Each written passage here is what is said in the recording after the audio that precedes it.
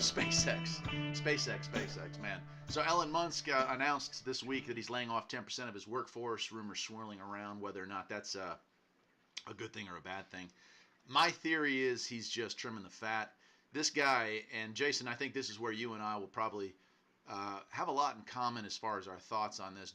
Most of you here are listening to the channel have no idea about this, but the Jason and I also were into rocketry for a while. In fact, we were Hmm. quite into rocketry, and both of us are definitely no rocket scientists. But well, the idea of going to space, the idea of pushing the envelope, I think interests both of us.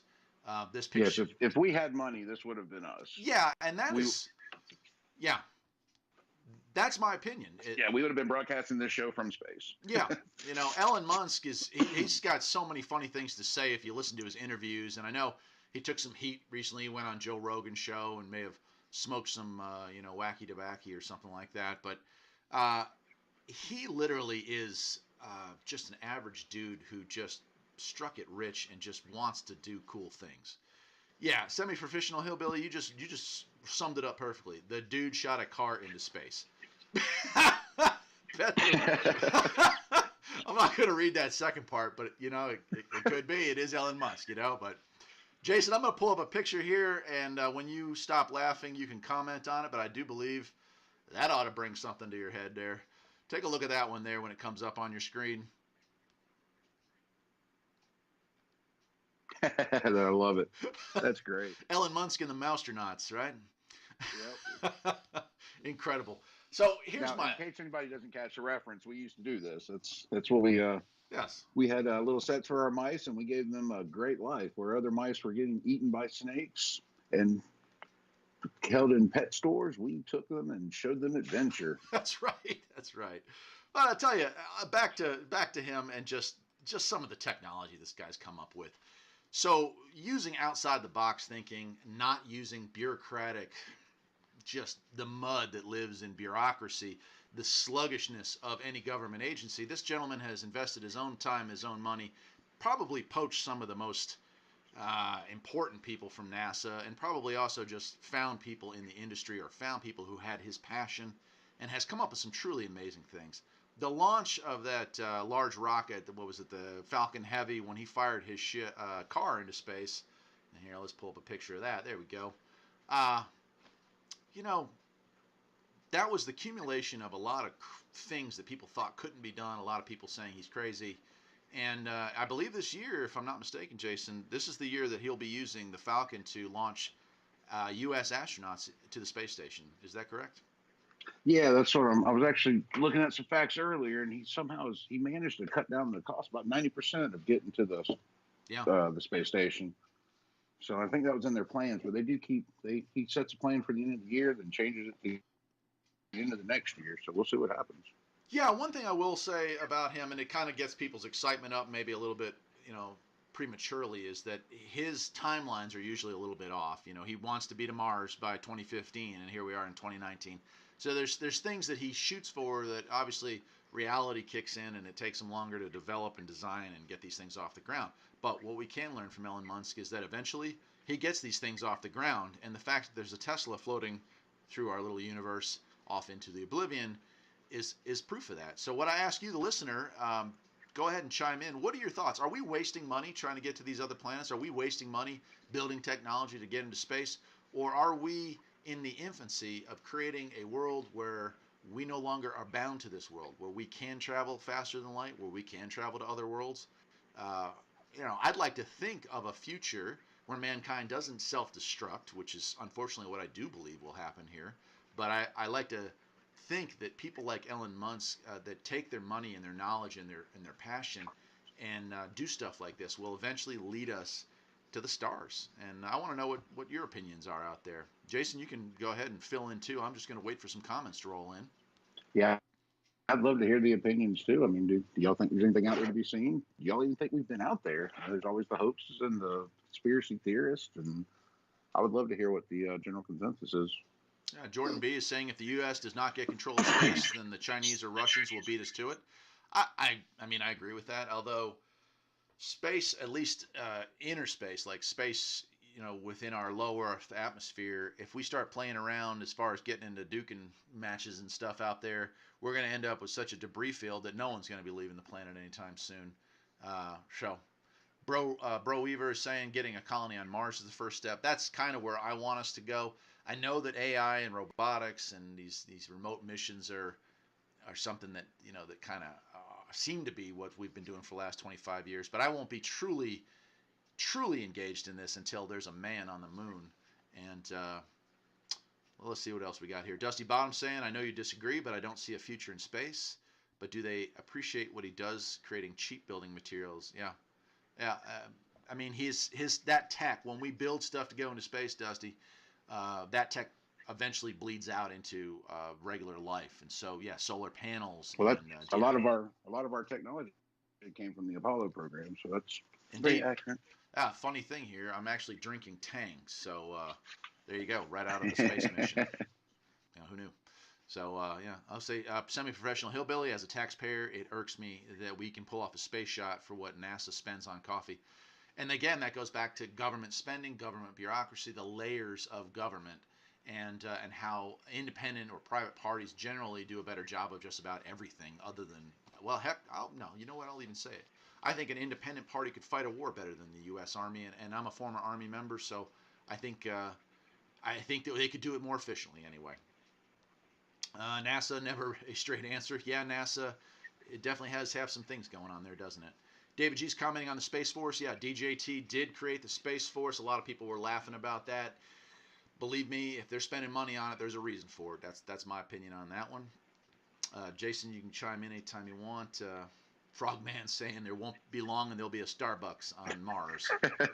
I hope so. I hope it's in my lifetime. I think in the last 2 or 3 years I've started to believe that perhaps we won't colonize Mars or even visit Mars in my lifetime. When I was born in the early 70s, we were still going to the moon. And I thought, well, the space shuttle, they're going to build this space station, and then we're going to have Mars missions and moon missions. We haven't even been back to the moon in 50 years, and that's sad. That's really sad. I hope it happens, but I'm losing hope.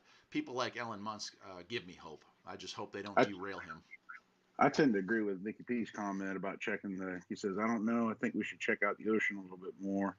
So much we don't know about it, and that is true. That's always been a fascination for me. You get down to the Marianas Trench and all that deep stuff. Yeah. The Bermuda Triangle, they always said, had special stuff. I mean, I agree with you there on that one. Yeah, I will agree with that. There's a lot about our own planet we don't know, and certainly we should invest money in that. It's amazing the pressures and stuff down there at the Mariana Trench and some of these deep, dark holes of our ocean that we can kind of map it with radar, but as far as getting equipment down there to actually see what's going on, to study the life that's down there, that's pretty heavy-duty stuff. And I know there's companies out there that are doing it, but most of those companies are doing it for the same reason Musk is probably doing it eventually. So he wants to go to Mars. He wants to have his pet projects, but he's able to use his company and make money off of that company by shooting satellites into orbit, by eventually taking astronauts into orbit. So he's funding his dreams with a program that can pay for it. And I think that's the big problem with deep ocean exploration is how do you justify it? How do you spend 12 or $14 billion on a project that reaps no rewards other than knowledge? In this world, it's hard to have that. And that's absolutely right. That's been the reason we don't know what we don't know, because no one wants to fund it. Yeah. There's no reason for it. Yeah. We'll spend $65 billion on a small war in the Middle East, but we won't spend $10 billion to go to the moon. It's kind of an interesting duality of man, I guess. Let's see here. Barry saying Barry saying he feels the risk of sending passengers to Mars is a huge risk.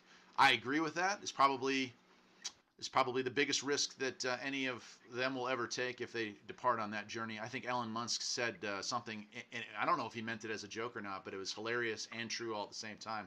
He said, I would like to die on Mars, just not on landing. So I think he could very likely make it all the way off our planet and all the way on a 6 to 9 months journey to the stars, and then get there and find out that, you missed the landing and smashed into a million pieces. What a tragic way to end such an incredible journey. But we'll have to wait and see if it happens.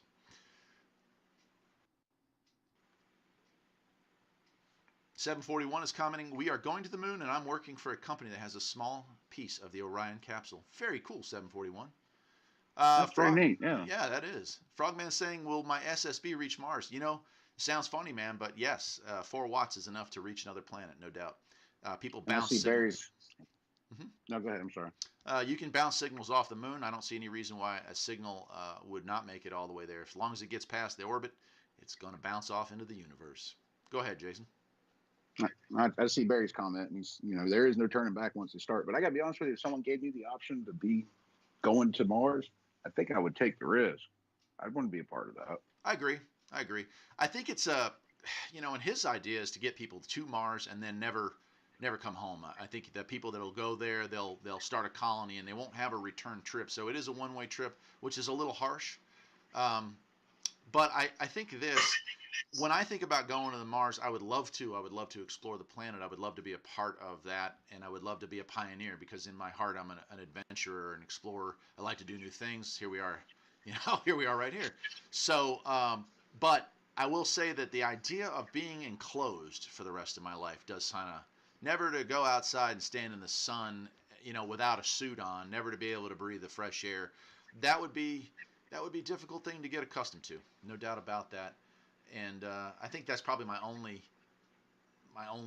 just issue with that. It's just I don't know, but I would probably still make that choice.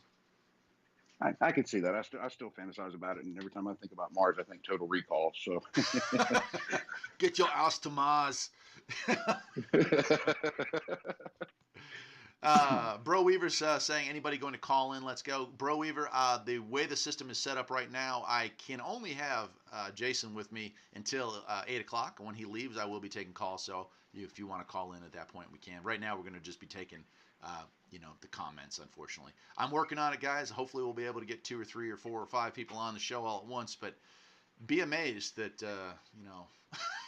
a mechanic turned homesteader got this done. I mean, this is, this might not seem like much to you, but brother, this ain't talking on the old pirate radio station anymore. And yeah, I can imagine. I'm not there with Eric, but he's describing what he said he's gone through, and I've been trying to help research this with him as well, and just reading through all the technical help me's and how you connect this with that, and people from all over the world. It gets a little hectic. So my hats off to you, Eric, for making this happen.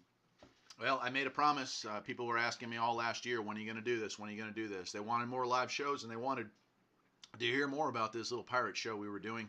And I decided to kind of change it up and make it more modern, something we could do on YouTube. Because, we used to play a lot of music when we did the Midnight Cafe and did 1670 broadcasts. But we can't really do that here. YouTube, with the censorship, they just kind of cut into that stuff. But it is what it is. We're doing it. We do have some royalty-free music, some of which Jason created himself. We also have some from Marky Shaw I'll be playing later on.